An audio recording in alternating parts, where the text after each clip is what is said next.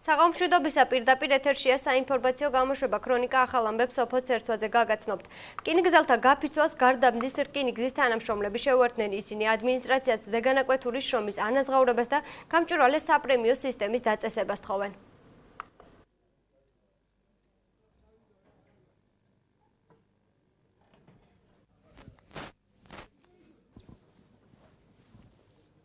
მოთხოვნები არის მე-13 ხელფასიანო პრემია არის ზეგანაკვეთურის სამუშაო, რომელსაც ვასრულებს ზედმეტად უნდა გადაგვახვიდონ, რამდენად ჩვენ ვიცით შრომის კოდექსში მიიღეს და უნდა ამოქმედდეს ყველასთვის, ყველა ადამიანისთვის და არის სტაჟ და დამსახურების მიხედვით.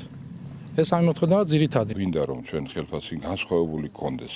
როგორც ასეთი გადავდივართ საზღვარგარეთ მუშაობთ, იქ აგვაქვს სამუშაო ადგილი და ვითხოვთ რომ უნდა იყოს განსხვავება. გვაქვს გაუსაძლისი მდგომარეობა. აი შეგიძლიათ გადაიღოთ რომ აი გამოსაცვლელი ადგილი რა გვაქვს და არც იარაღი გვაქვს, ხელფასის დაბალი პირობებიც არ გვივარგა საერთოდ.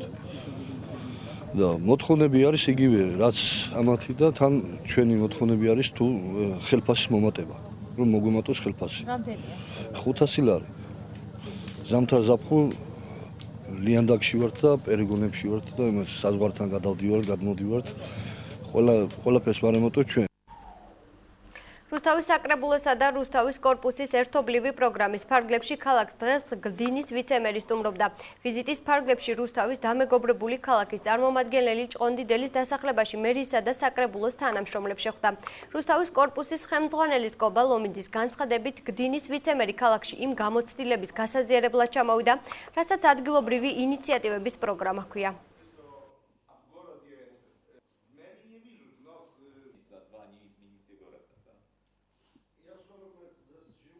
ეს არის გაგრძელება იმ პროექტის, რომელსაც პოლონელები ჩვენ ვახორციელებთ პოლონელების დახმარებით, აქ შედის როგორც უბნის ფესტივალი, რომელიც უკვე გაიმართა ჭყონდიდელში, ასევე ამჟამად ჩამოსულები არიან იმ გამოცდილების გაზიარებით, რასაც ქვია ადგილობრივი ინიციატივების ხარდაჭერის პროგრამა. ანუ პროგრამა, რომელიც ითვალისწინებს იმ ინიციატივებს, რომელიც კონკრეტულ უბანზე, ამ შემთხვევაში ჭყონდიდელში იქნება მოსახლეობაში წამოსული, ის ინიციატივები იქნება განხილული და ყველაზე საინტერესო მისაღები ყველასთვის უბანზე იქნება განხორციელებული. ჩვენ სხვადასხვა საინტერესო პროექტები გვაქვს და ჩვენ გამოცდილებას კოლეგებს უზიარებთ. ამ თანამშრომლობიდან ორივე მხარე დიდ გამოცდილებას მიიღებს. ჩვენთვის უმნიშვნელოვანია რომელი პოლიტიკური ძალა მართავს ქალაქს. ჩვენთვის მთავარი ამ ქალაქის განვითარებაში სრული შეტანაა. ჩვენი ვიზიტი მხოლოდ და მხოლოდ მეგობრულ ხასიათს ატარებს. ჩვენ ერთხელ განვახორციელებთ პროექტი, რომელიც ურბანული ფესტივალის ჩატარებას ითვალისწინებდა. ეს ჭყონდიდელის უბნის განვითარებას უკავშირდება. ამ თემაზე ჩვენს საკრებულოს წევრებთან ერთად გადაწყვეტილება მივიღეთ. აქტიურად არის ჩართული რუსთავის კორპუსი. პროექტის ფარგლებში ეგრეთ წოდებული უბნის საბჭოები შეიქმნება, რომლებშიც აქტიური მოქალაქეები გაერთიანდებიან. ისინი ერთად გადაწყვეტენ, რომელი მნიშვნელოვანი საკითხები უნდა გადაიჭრას ამ პროექტის ფარგლებში. სოკარ ჯორჯია გაზიკახეთის ტექნიკურმა სამსახურმა ამ ეტაპზე 13,000 აბონენტის კუთვნილი ტექნიკის ინვენტარიზაცია განახორციელა. პროცესის ფარგლებში თითოეულ ოჯახში არსებული გაზდანადგარების შემოწმება მოხდა. ინვენტარიზაციის შედეგად უამრავი დარღვევაა გამოვლენილი. მათ შორის უმრავლესობა წყალგამაცხელებლების არასწორი მონტაჟით იყო გამოწვეული. იმ შემთხვევაში თუ აბონენტი კომპანიის გაფრთხილებას არ გაითვალისწინებს, შემდეგი შემოწმებისას კანონის შესაბამისად ტექნიკის ჩამორთმევა მოხდება. 5 ბრიგადა მუშაობს, თითოეული ბრიგადა დღეში 25-30 აბონენტს ასწრებს.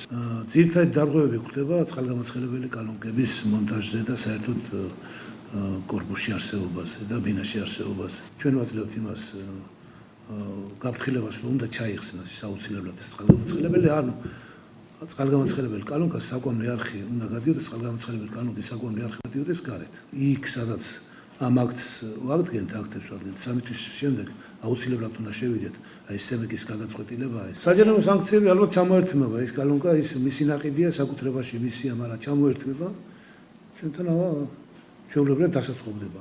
უნდა ჩაიხსნას, აუცილებლად ჩაიჭრას. ჩვენ ვაფრთხილებთ. ასევე გაცნობებთ, რომ სოკარ ჯორჯია გაზიკახეთი მოსახლეობის საყურადღებოდ განცხადებას ავრცელებს. ზამთრის სეზონის მოახლოებასთან დაკავშირებით კომპანია მოსახლეობის კუთვნილ გაზდანადგარების შემოწმებას ახორციელებს. გთხოვთ გაითვალისწინოთ და დაუშვათ ჩვენი თანამშრომლები დანადგარებთან. ქვეყნის ყველა რეგიონში 2014 წლის საბიუჯეტო პროექტების განხილვა აქტიურად მიმდინარეობს. თეთრი წყაროს მუნიციპალიტეტში ბიუჯეტის ფორმირება 15 ნოემბრამდე დასრულდება. მუნიციპალიტეტის გამგებლის განმარტებით მომავალი წლის ფინანსურ დოკუმენტში ხარჯების შემცირება კადრების გათავისუფლების ხარჯზე მოხდება. ადგილობრივი თვითმმართველობა სოციალური და ინფრასტრუქტურული პროექტების განხორციელებას 5 მილიონი ლარის ფარგლებში გეგმავს.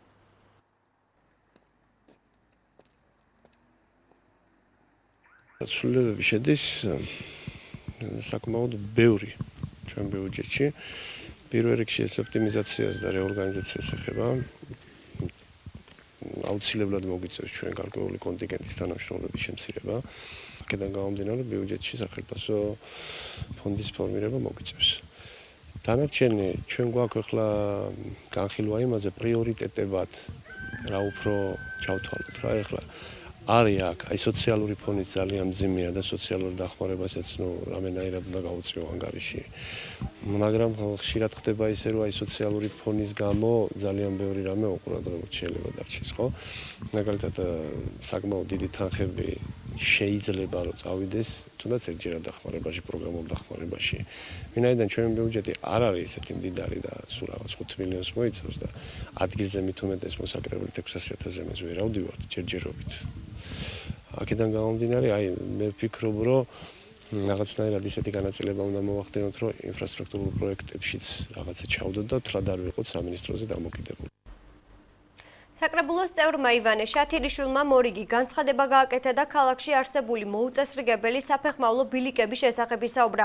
შათირიშვილმა რუსთაველებს აქტიურობისკენ მოუწოდა. საკრებულოს წევრმა მომავალი წლის მთავარ ფინანსურ დოკუმენტში საბიუჯეტო პრიორიტეტების განსაზღვრის პროცესებზეც იმსჯელა.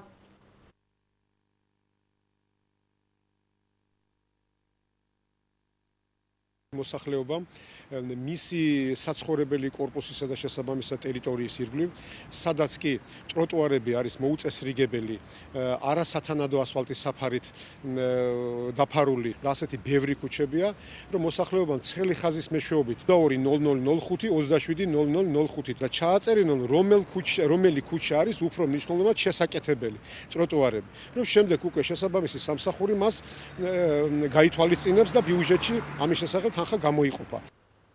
რუსთავის საზოგადოებრივი დარბაზის წარმომადგენლებმა საარჩევნო გარემოს დადებითი და უარყოფითი მხარეების შესახებ რუსთავის ნომერ მე-20 საოლქო საარჩევნო კომისიის წარმომადგენლებთან ერთად იმსჯელეს. დარბაზი მსგავსი ფორმატის შეხვედრების ორგანიზებას მომავალშიც გეგმავს.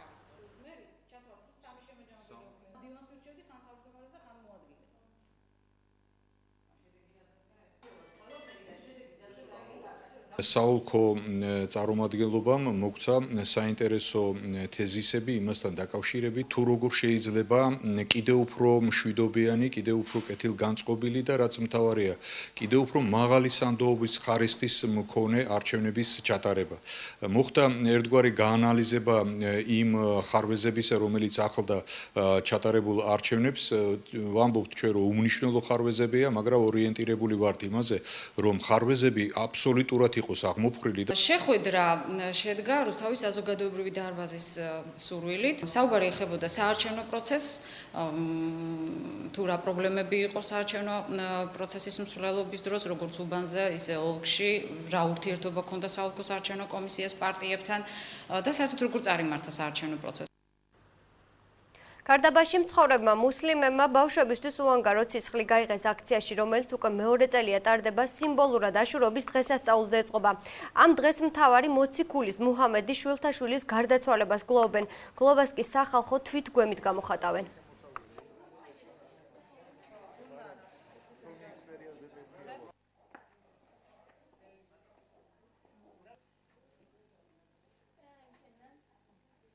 იმამის ჰუსეინის წამების დღეებია. ამ დღეს იმას სიცოცხლე წაართვეს, ჩვენ გვინდა რომ ხალხს ვაჩუქოთ სიცოცხლე. ანუ გვინდა ეს სისხლი, რომელიც გაიღება, გადაეცეს ლეკიმიით დაავადებული ბავშვებისთვის, ნაწილი სხვა ავადმყოფებისთვის, სამებისთვისაც იქნება საჭირო. დღევანდელი დღე მუსულმანური სამყაროსთვის ტრაგიკული და ამავე დროს უმნიშვნელოვანესია. ამ დღეს მუჰამედის შვილთაშვილი აწამეს. გარდაბანში მცხოვრებმა მუსლიმებმა სისხლი დღეს უანგაროდ გავიღეთ. ეს აქცია უკვე მეორე წელია ჩვენთან ტრადიციად იქცა. ქრონიკა პირდაპირ ეთერში განაგრძობს მუშაობას. ყველაზე ინოვაციურმა ბრენდმა ტრადიცია არც ამჯერად დაარღვია. რუსთავში Samsung-ის მაღაზია საზეიმო ვითარებაში გაიხსნა. სრულიად ახალი კონცეფციის მქონე ბრენდის პროდუქციის შეძენა რუსთაველებს კოსტავას ქუჩაზე შეეძლებათ.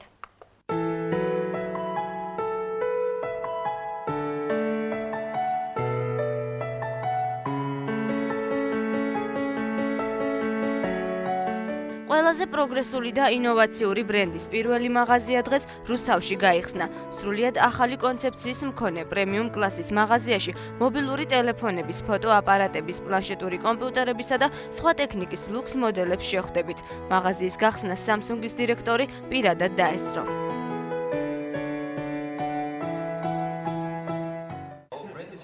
ჩვენი ბრენდ შოპი რუსთავში არის ერთგვარი თავგადასავალი მომხმარებლისთვის. როდესაც აქ შემოდის მყიდველი, ის გრძნობს, განიცდის და ხედავს თუ როგორია ესა თუ ის პროდუქტი. ჩვენი მაღაზიაც სწორედ ამ მიზანს ემსახურება. მაქსიმალურად დაახლოვდეთ და შეგრძნოთ ახალი ტექნოლოგიები. ქალაქ რუსთავში გაიხსნა რიგით მეორე Samsung-ის ბრენდ შოპი, რომელიც არის სავაჭრო კოლექტივთან ერთად ერთობლივ თანამშრომლობით. პირველი მაღაზია გავხსენით ერთი კვირის წინ, ეს იყო თელავში და მეორე მაღაზია გაიხსნა დღეს რუსთავში. დღეიდან რუსთავის მოსახლეობა შეუძლია მობრძანდეს ჩვენს მაღაზიაში და შეიძინოს Samsung-ის ტელეფონები ოფიციალური გარანტიით, რომელიც წარმოებულია საქართველოს რეგიონისათვის. პროგრესი შენს ხელშია, ანუ Samsung Galaxy Note 3 ყველა იმ ღირსებით არის აღჭურვილი, რითაც მისი წინამორბედი, თუმცა უამრავი ტექნოლოგიური ფუნქციის დამატებით ის ყველა აქამდე არსებულ smartphone-ზე მაღლა დგას. მაღაზიის მომხმარებელს Samsung-ის კონსულტანტები დაწვრილებით აცნობენ პროდუქციის უპირატესობებს და ფუნქციებს უხსნიან. არის საუკეთესო საშუალება იმისთვის, რომ ტელეფონი გამოიყენოთ თანამედროვე ქსელებში სამუშაოდ, ასევე შეგიძლიათ გამოიყენოთ სპეციალური გიარი, რომელიც არის მოწყობილობა, Bluetooth მოწყობილობა, რომ უპასუხოთ ზარებს, ნახოთ შეტყობინებები, ძალიან პრაქტიკული მოსახმარია და აქვს ასევე კამერა 2 მეგაპიქსელიანი HD გადაღებით. ამ ბოლო პერიოდში დიდ წარმატებას აღწევს Samsung-ი თავისი ესეთი ტექნიკური განვითარებით და ეკრანი, რომელსაც ატარებს Samsung-ის ტელეფონები, არის ძალიან გამძლე, უძლიერესი ტელეფონია. ძალიან კარგია, რომ ყველა ეხლა რაც აქ ტექნიკა შემოიტანეს უკვე ხელმისაწვდომია რუსთავშიც და ეხლა შევიძინე ტაბი და ასევე მაქვს ტელეფონიც. აირჩიეთ Samsung-ი, ანუ სწრაფვა უკეთესობისკენ.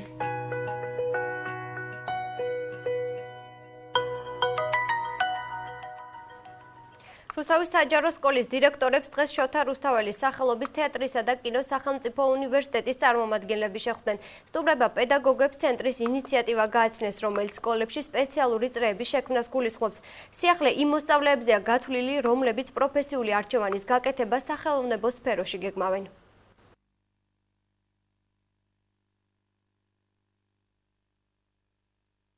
ახალგაზრდები შეისწავლენ სხვადასხვა უნარჩვევებს, მსახიობურს, ვოკალურს, პლასტიკურს, ეკნებათ შეხვედრა ცნობილ რეჟისორებთან, მსახიობებთან, მუსიკოსებთან და ამაში გვინდა ძალიან აქტიურად ჩავთოთ რუსთაველი ახალგაზრდები. ვისაც უნდათ მომავალში მსახიობობა, მათთვის რა თქმა უნდა ეს ძალიან კარგი არის. მიეჩვევიან სცენას, მიეჩვევიან პლასტიკას და შეისწავლიან ყველაფერს, რაც მათ მომავალში თეატრალურ ინსტიტუტში ტურების სახით უნდა ჩააბარონ. სერჟანტთა მომზადების სკოლის 18 მსმენელი პარლამენტს ესტუმრა, რომლებმაც პარლამენტის ინფრასტრუქტურა დაათვალიერეს და სესიის ხდომასაც დაესწრნენ. ასევე შეხვედრა გამართეს თავდაცვისა და უსაფრთხოების კომიტეტის თავმჯდომარესთან. ამჟამად მომზადების სკოლაში 15 კვირიანი კურსი სრულდება. ამ ხნის განმავლობაში მათ ცოდნა და უნარჩვევები შეიძინეს.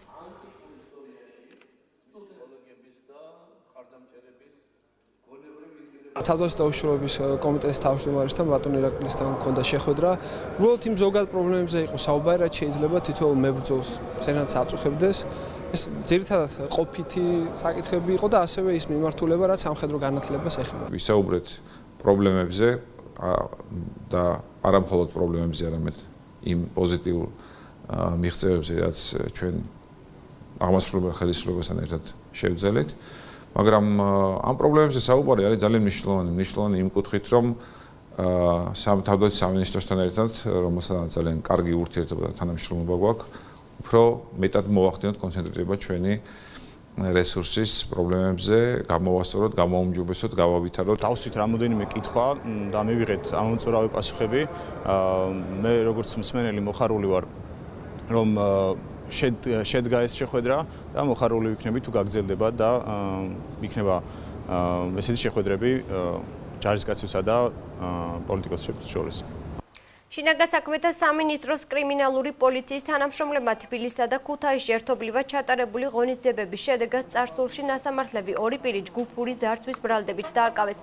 გამოძიებამ დაადგინა, რომ ხონის რაიონის ერთ-ერთ სოფელში ურთიერთჩალაპარაკების ნიადაგზე პიროვნებას ოქროს ყელსაბამი და სამაჯური გაიტაცეს. დაკავებულები ჩადენილ დანაშაულს აღიარებენ.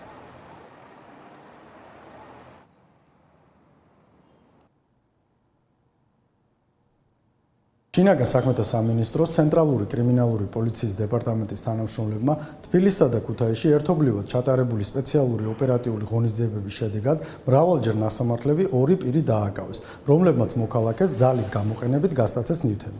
გამოძიება წინასწარ შეთანხმებით ჯგუფის მიერ ძარცვის ფაქტზე მიმდინარეობს საქართველოს სისხლის სამართლის კოდექსის 178 მუხლის მესამე ნაწილის A ქვეპუნქტით. დიაბეტთან ბრძოლის დღე დიაბეტის საერთაშორისო ფედერაციის და ჯანმრთელობის მსოფლიო ორგანიზაციის ინიციატივით 1991 წლიდან აღინიშნება.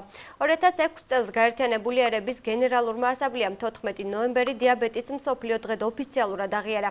2013 წლის 14 ნოემბერი დიაბეტის პრევენციისა და განათლების 5-წლიანი კამპანიის ფინალურ ეტაპს წარმოადგენს. ქრონიკა პირდაპირ ეთერში აგრძელებს მუშაობას. შეერთებული შტატების სახელმწიფო მდივანი ირანის წინააღმდეგ სანქციების გამკაცრებას არ ეთანხმება. ჯონ კერი აცხადებს, რომ ოფიციალური თეირანის წინააღმდეგ ახალი ეკონომიკური სანქციების დაწესება მოლაპარაკებების პროცესს ხელს უშლის. ამერიკის სახელმწიფო მდივნის თქმით, ამ ეტაპზე ირანსა და ექვსიან შორის არ არსებობს ისეთი წინააღმდეგობები, რომელთა დაძლევა შეუძლებელია.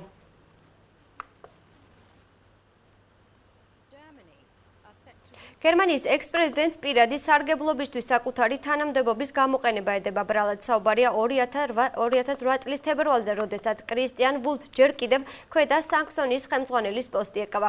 გამოძიების ვარაუდით ექს-პრეზიდენტს საკუთარმა მეგობარმა ფესტივალზე ჩასვლისა და იქ ცხოვრების ხარჯები აუნაწღაურა. ძვირადღირებული და იშვიათი ვარდისფერი ბრილიანტის სახელწოდებით ფინკსტარი რეკორდულ ფასად $83 მილიონ გაიყიდა. ცნობილია, რომ ბრილიანტი, რომელიც 60 კარატს იწონის, ცნობილმა ნიუ-იორკელმა იუველირმა შეიძინა. სპეციალისტების შეფასებით, ფინკსტარი ყველაზე დიდი ზომის ვარდისფერი ბრილიანტია, რომელიც გასაყიდად აუქციონზე გამოუტანიათ. ახლა კი ვნახოთ, როგორი ამინდია მოსალოდნელი 15 ნოემბერს ჩვენს რეგიონში.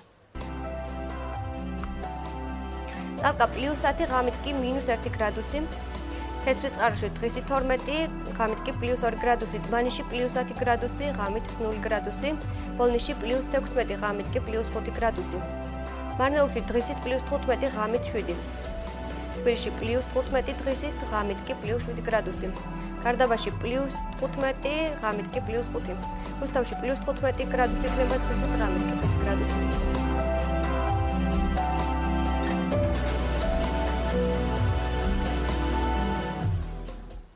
ქრონიკა ამით დასრულებულია. მე ხვალ საღამომდე გემშვიდობებით, ნახვამდის.